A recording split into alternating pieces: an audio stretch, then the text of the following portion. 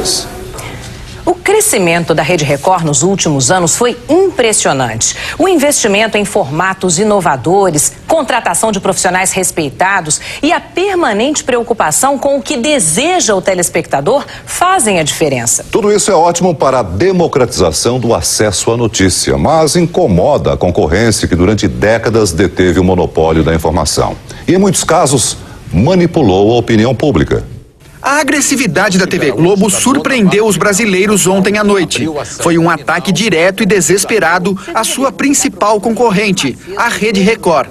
Foram exatos 10 minutos no seu principal noticiário, um tempo raro para telejornais.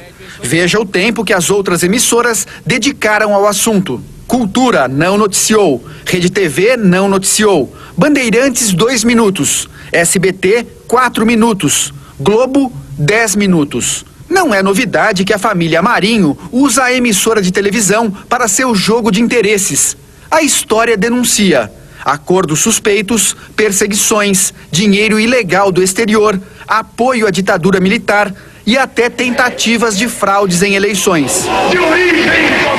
Nem o atual governo federal escapou das manipulações da Globo.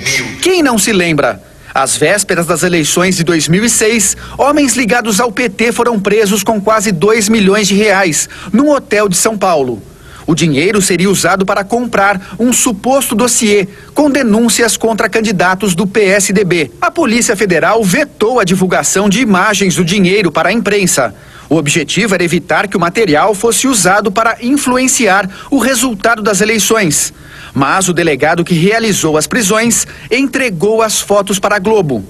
O interesse era claro. A Globo queria impedir a reeleição do presidente Lula, um golpe contra a democracia. Descoberta a farsa, a Polícia Federal afastou o delegado. Eu joguei na imprensa por uma motivação para me proteger. Eu não recebi dinheiro. As rasteiras da Globo em Lula não são novas. Em 89, o então candidato ao Planalto foi claramente prejudicado por uma edição tendenciosa no debate eleitoral com Fernando Collor de Mello. Dos gabinetes de chefia da Globo, a ordem: favorecer descaradamente o empresário de Alagoas e prejudicar o metalúrgico do ABC. Foi um massacre e Collor se tornou presidente da República. Democracia nunca foi o forte da Globo. O poder da família Marinho teve origem com a ditadura militar. A organização, que já tinha jornal e rádio, apoiou os ditadores em troca de sinal verde para a ilegalidade.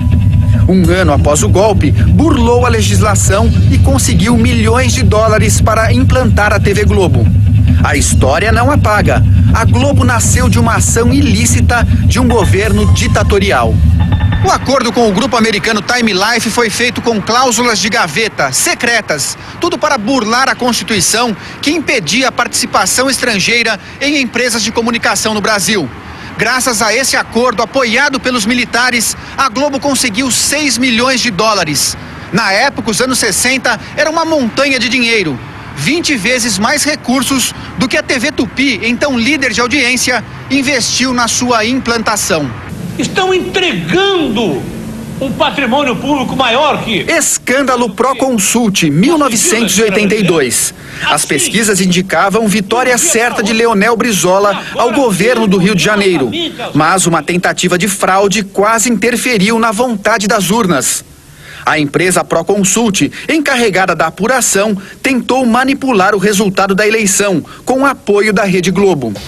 Um absurdo, lembrado até hoje pelos brasileiros. Por decisão da Justiça, a Globo foi obrigada a veicular vários direitos de resposta para reparar a verdade em relação a Leonel Brizola, no mesmo jornal que atacou a Rede Record ontem à noite. Não reconheço a Globo autoridade em matéria de liberdade de imprensa e basta para isso olhar a sua longa e cordial convivência com os regimes autoritários e com a ditadura de 20 anos que dominou o nosso país. Quem se propõe a participar de um esforço para fraudar a eleição, naturalmente é capaz de tudo.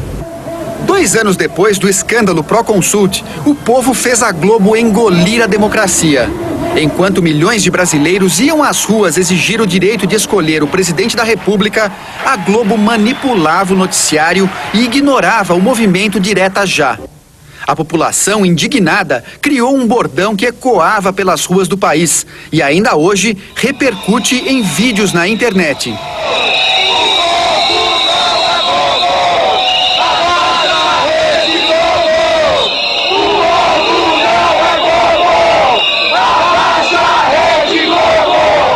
Todos que contrariaram os interesses políticos e financeiros da família Marinho foram alvos da Globo.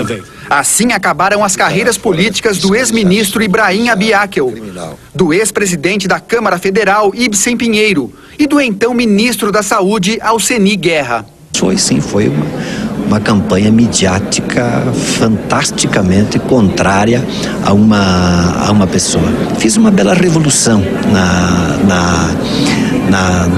na saúde e saí assim enxotado. No violento ataque à Rede Record, uma pergunta ficou no ar: como a Globo teve acesso a documentos do Ministério Público que estavam sob segredo de justiça? Que tipo de negociação aconteceu para que a emissora recebesse esses papéis que deveriam estar protegidos? O que me parece é que isso traz duas graves consequências. O primeiro é que você passa a ter uma especulação na mídia sobre informações que são informações dadas parcialmente. Você cria, portanto, uma informação que não é precisa porque ela não é total.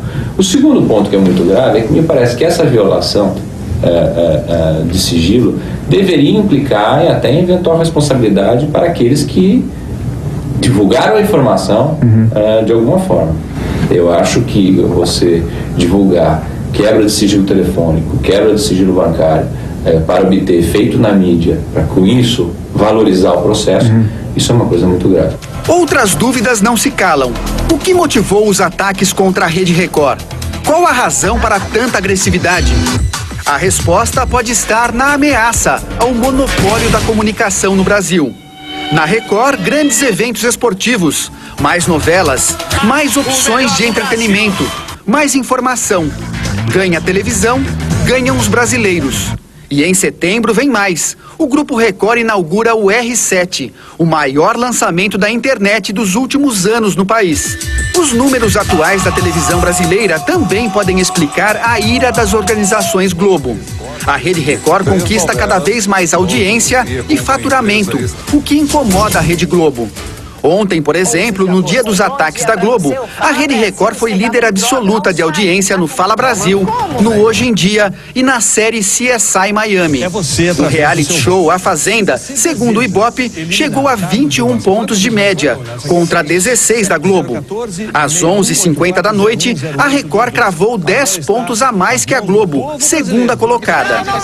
Ao longo do dia, foram 341 minutos, mais de 5 horas e meia em primeiro lugar. Liderança que provoca desespero.